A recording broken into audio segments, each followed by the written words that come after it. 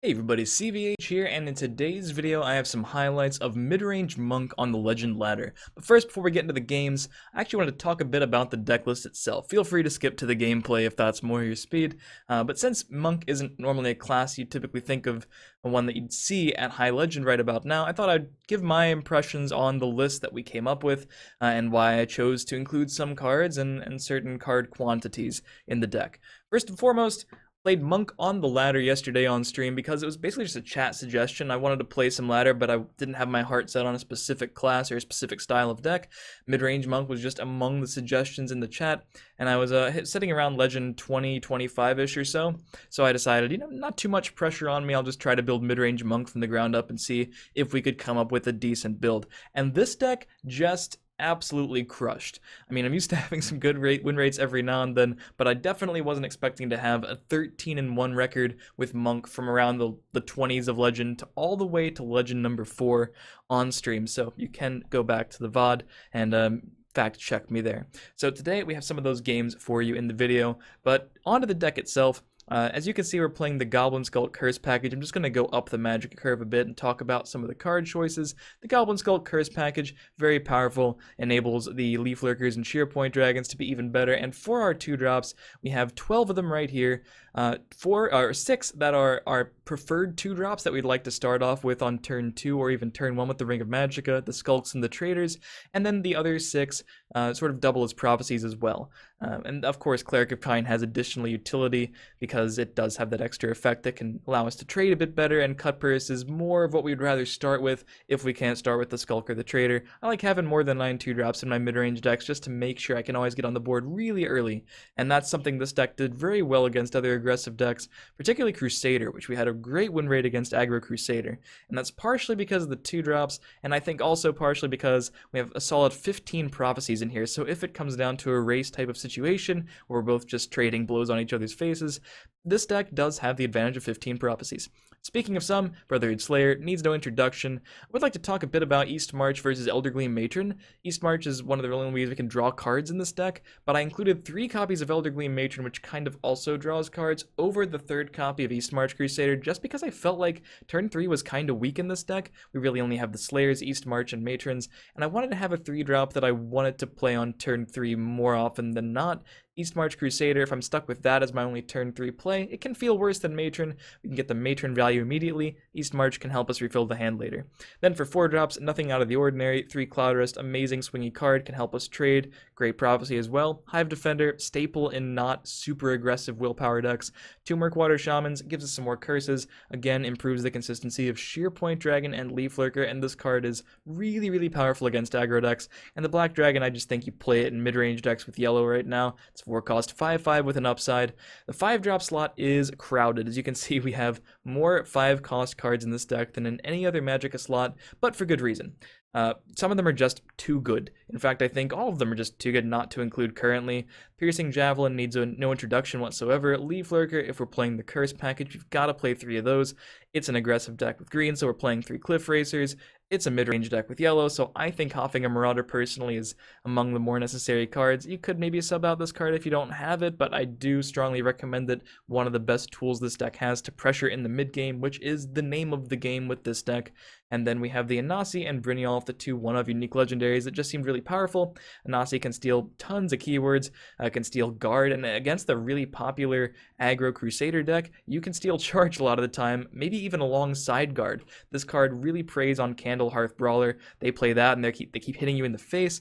All of a sudden you have a 5-cost 5/5 charge, which can get in there for damage or trade with your opponent's things, and guard as well. Steals charge a lot in those matchups, can steal guard against control decks and allow you to win the game. And Brynjolf, drain, just, a reasonably costed drain option that can, sometimes the Magicka gain is relevant with this card, but more often than not, you're just using it to race and get your life back up when you have it.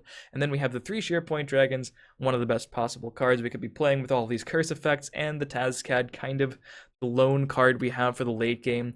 Obviously, if we can win the game before turn 9, that's preferable, but and we don't even have Thieves Guild Recruit. If you want, you can test Thieves Guild Recruit in the deck. It can be another reasonable card draw option.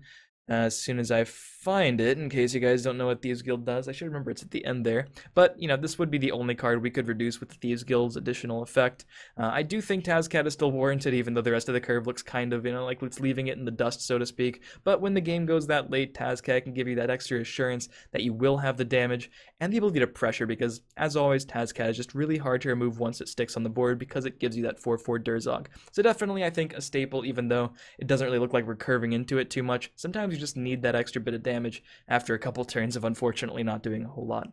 But this deck did really well for me on the ladder, and a couple other people told me after they saw me play it, they tried it out at their respective ranks, and also found some success, so hopefully you do too, and hopefully you enjoy the games. If you do, feel free to leave a like, and stay subscribed for more Legends videos. Follow my stream in the description, and I'll see you next time. Enjoy some Midrange Monk on the ladder.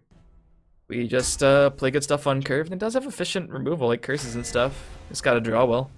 The ring definitely helped that game. So did my opponent's like questionable ordering. Up against Spell Sword. I like these with the ring, especially against Spell Sword. Do I keep the Cloud Rest? Such a swing card. Is it? No, it's not. I thought one of these was from Elder Scrolls Online.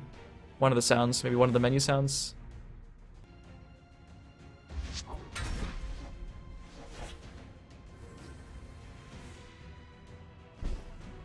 Yeah, on iPad it was okay.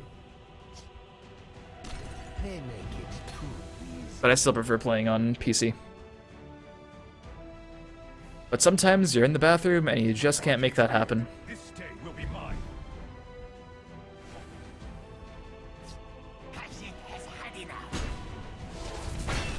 Gotta hide this one. Then we got a somewhat reasonable card sometimes. Still not sure what kind of spell sword he is. Midrangey? Tokeny? Ooh, so it is an option still. So if we played Hive in the left, he trades there, cannot quite kill my Hive or this. If we play Hive in the right, he can kill that, and Hive in this stay alive. If we play Illusionist, he buffs something scary, like he could just play Hive next turn, which he could do anyway, I guess. I'm tempted to let these trade and play Defender in the left here.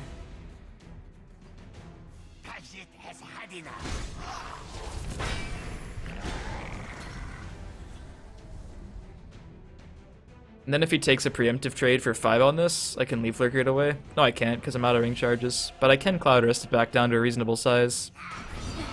Or a more reasonable size. I'd have to take that trade though, so I might just let them double trade. Or he buffs, or he does that, which is super annoying. Still gonna say it's mid-range, which means Warback could actually help. The race is real. Hey Arkham, how you doing? Monk in 2017. Yeah, people said mid-range. Well, someone said mid-range Monk, and that was the suggestion that I tunnel visioned to today. It's currently 3-0. It has beaten Aggro Crusader twice and Ram Scout once. And we're gonna lose to Siege Catapult in just a second.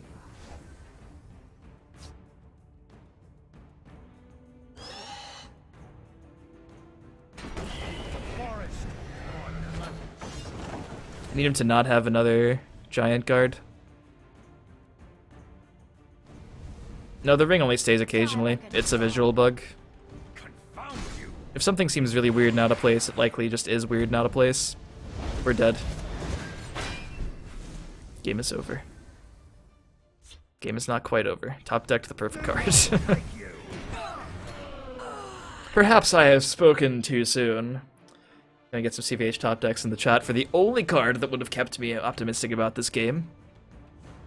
Yeah, the bug has been here and there. I don't exactly know what causes it to happen, because it doesn't happen every time. Uh-oh. Okay, at least it doesn't have ward anymore. That's a good thing.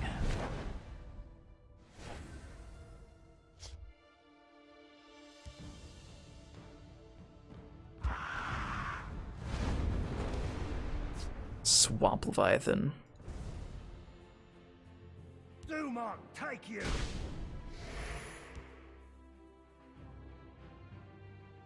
Just give me a name. This is still looking pretty bad, but we do have more javelins to prophecy.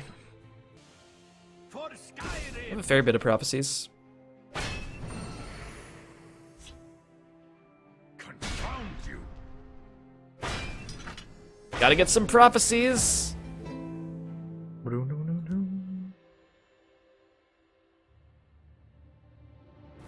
Just give me a name.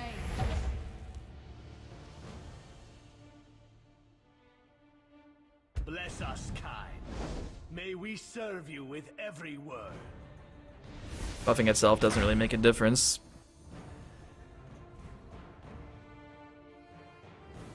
Well, maybe we could just try to kill him.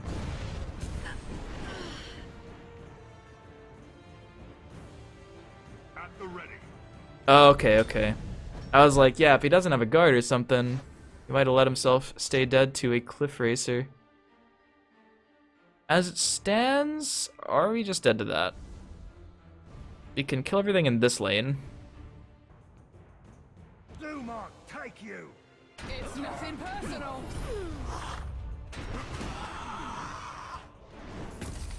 For the warrior wife. If we'd hit a prophecy javelin there, we would have been able to cloud rest and keep two things alive, and then we just probably would have won. Not saying we're definitely gonna lose, but it's way harder now. Taste my steel.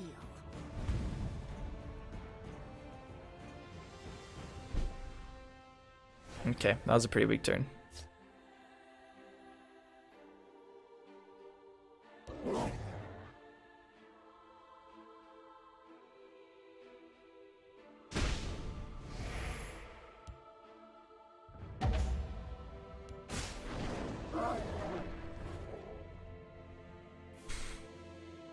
I mean, he has a lot of magicka, so I feel like he would have gotten a guard last turn if he could have played one, right? So I just go Swamp Leviathan and Goblin Skulk, and sometimes I can kill him with Cliff Racer.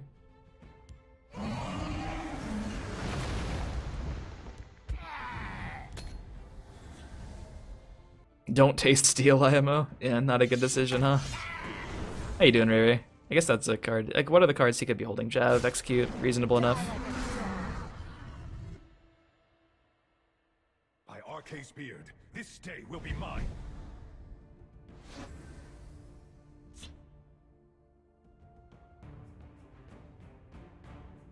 I'm never killing him next turn. Unless I top deck like really well, so I'm just gonna play this. Yeah, this is fine. Between that curse, the second shear point, we can even Cliff Racer along with it next turn. We should be able to clear whatever he plays. Or at least most reasonable things that he could play that we would want to clear. A little distraction. Swanky keeps telling me to concede, and I'm still like, I think we're okay. Spell Sword is really weak on burst.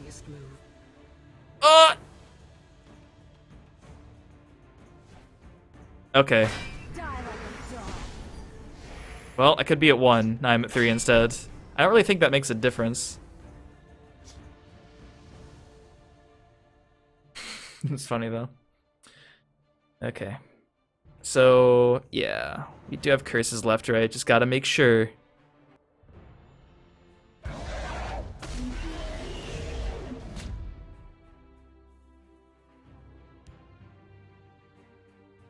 I could just let it live and play Hive Defender instead.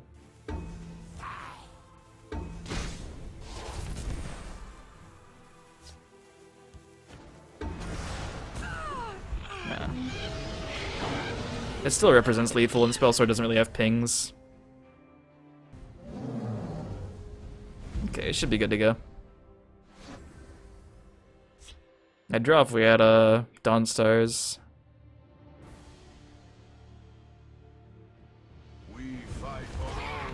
I guess I could draw another Cliff Racer, might be better. We'll see if any of these are relevant.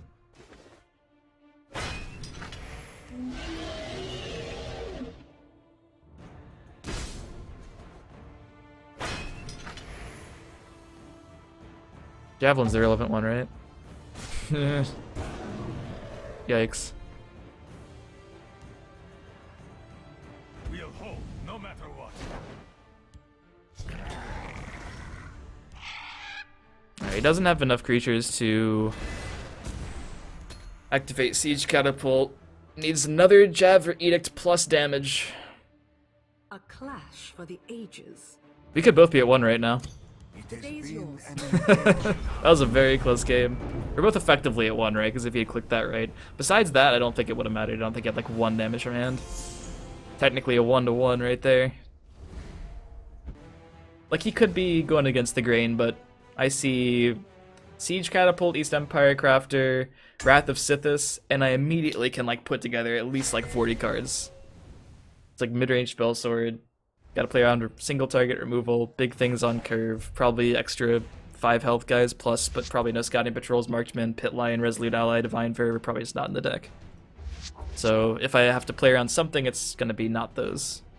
But you can't play around everything, right? He could have wabbajacked into whatever. You never play around that. I think without the ring I got a full ship. It's like the same hand with a skulk. It's way better. You walk on warm sands. No Leaf Lurker though. And not playing around things you can't, right? Yeah. So I mean, if I didn't want to just somehow find 5 damage for Siege Catapults, like okay, if he can somehow activate it with 2 cards, GG. It's also pretty lucky for a while there, they just didn't have a whole lot of stuff to do. So Matron and probably just curse it.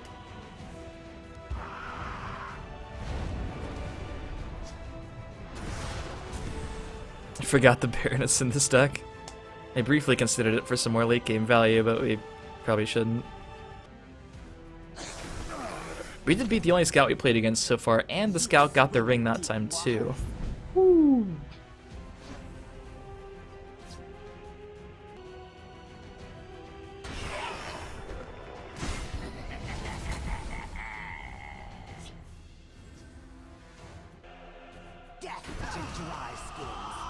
I mean, okay substitute for Hoffinger. In mid-range decks that use Hoffinger, nothing is like close to as good, really. I wish I could tell you it wasn't true, but it's such a good tool to pressure. Maybe Stronghold Eradicator, just the 5-cost 6/6. It's big and threatening. Kinda works.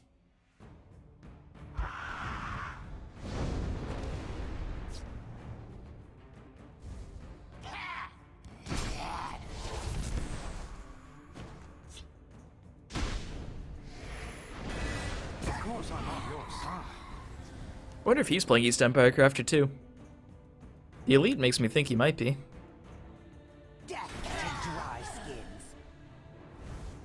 Yeah, some of the premiums look nice. I love this one. Personally, one of my faves. Curse value or nah? Yeah, probably.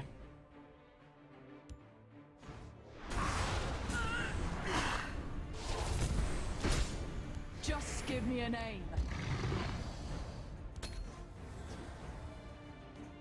If you play something like a Spine of Elder's Blood, it gets really punished by Giant Snake. Is he even... No, he's mid-range scout. We've just realized that, by the way. I really don't know what to expect, though. I don't mind this card. It's so close to being good.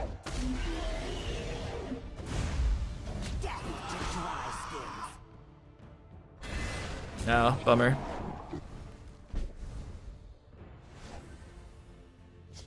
A bummer indeed.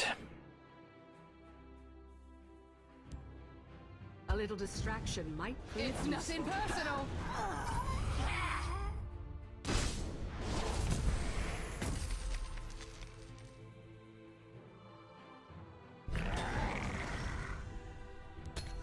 I think that's okay. Curse it? I mean, I guess I could preemptively. I can just finish it off on my turn if I want. God, this Giant Snake is gonna be so good! I babbling booked him. I played my Elder Gleam Hearthstone card, and we're going to get rewarded for that. Or we could play Hoffinger. It's kind of the last turn for Hoffinger. But I put him at 3, and I shackle his whole board. It's really just hard to pass that up. Behold my power. It's Sorry, nothing Hoffinger. personal. You are the second best 5-drop in my hand. And number 1 is really good. Bless us, kind. May we serve you with every word.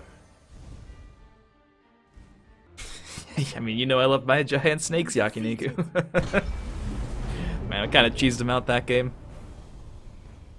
And we can feel bad for him because he wasn't a scummy ramp scout, he was a normal mid-range scout. Those are the scouts we can feel for.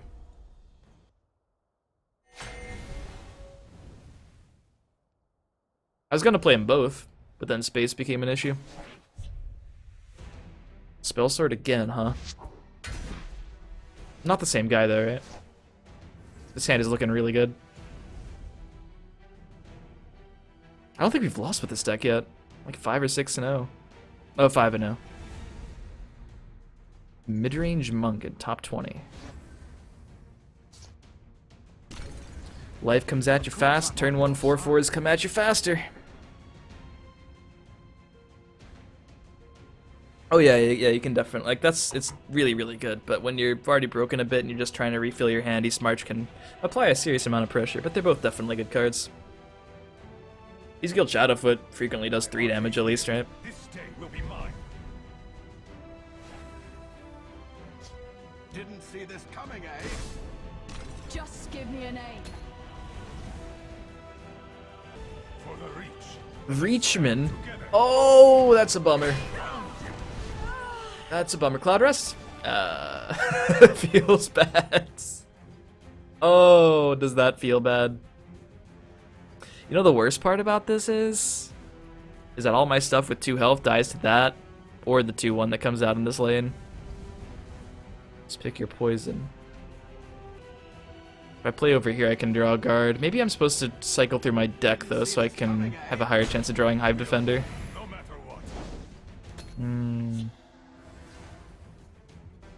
Frenzied Witchman just did a lot of work. Here Shadowfoot might have been better because we could have played around something maybe. Like if we had a prophecy there, we go from kind of behind but to really behind. All of a sudden the game is kind of over. All Reachmen should have charge. They always charge out of the woods at you in Skyrim like a bunch of idiots. Back where you came from. I want to know what he's not playing. Don't make me laugh.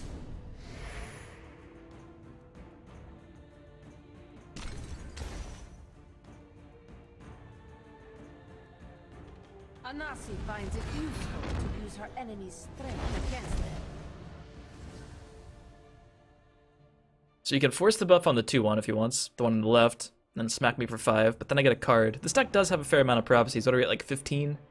We've drawn the jabs, a couple of them already. We've got jabs, Cloud Rest, Slayers, and then the 6 2-drops. Back where you came from. Okay. Could use the trade there. Or I trade favorably over here and jab it. A little distraction. Either way, I block this 2 damage.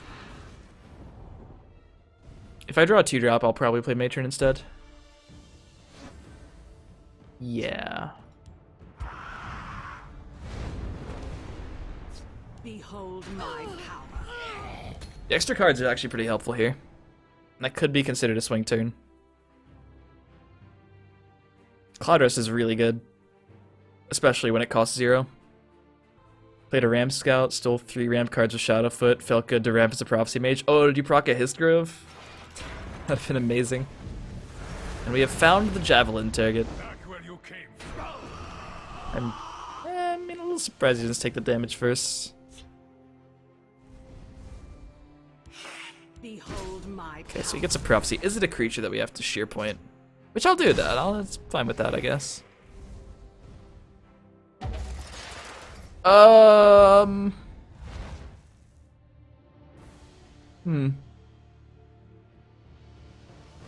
I get to develop stats. I don't really know how to proceed. Sure. Largest amount of stats possible is Tier with 9. Also tied with Portcullis at 9, but it's all on health with Portcullis. Housecarl and several others have 8 stats total. Housecarl splits them up among that and something else. Mystic Dragon's a 4/4. Cloud Rest is a 4/3, but it has a very relevant effect. So it's like tied for 3rd at 7. 7 is still just a ton of stats for free. A lot of the reason why it's good. You know this deck? He plays Spiderwork and you're like, oh yeah, I know this deck. Yeah, TES Breakthrough too, and Guard. TES is very strong as a prophecy. Objectively, like the prophecy you'd always want.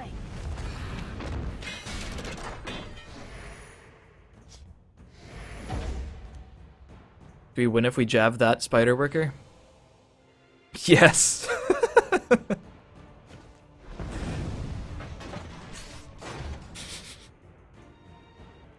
He's another Spider Worker. If he plays another one, I can't win this turn. I'll have to jab that. Done for. Because then I wouldn't be able to play bad in the thing. It's pretty funny. Oh yeah, he shouldn't have played the Spider Worker first, should he have? No, that wouldn't have made it. Yep, that would've... That is the thing. Ordering matters, everyone out there watching.